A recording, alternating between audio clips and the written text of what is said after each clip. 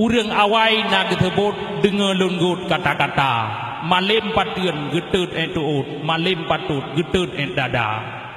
Penamu pom hai bang Daud yang ulunggut kira-kira Nisitima arti kuput malim patut petra makna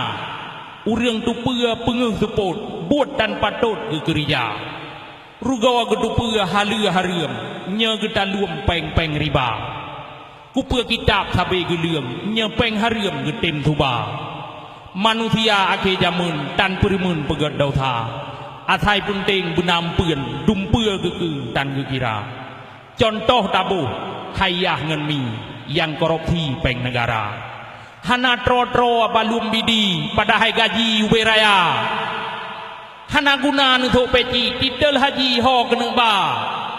menyemantangនឹងkorupsiនឹងសួតពេជីគឺឡាប់ Honda មើលហានយោកដេពេជីគឺឡាប់ពេគួាលីម៉ៃដារ៉ា yang lun pegah le that bukti kan provokasi hai saudara menye awai yang korupsi tok pak waki tiro dua hai kan mandum yang lun taki nyata gaji le sitima tapi jino penyakit korupsi hayah ngan mi merajalela terus bagi ci kamu lai tapi hai mi no hana nunggu Cina juga ke maka baca dulun pusan dengar rijang hai saudara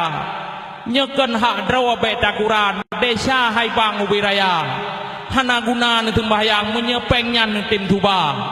ate mate tengah kiban lam kuburan ketika kupea kaya ngenatanyan oh neriwang kentan neba dana alfat serta sedan rumuh manyang tingkat 2 hana neme lam kuburan wali hai bang yang kuasa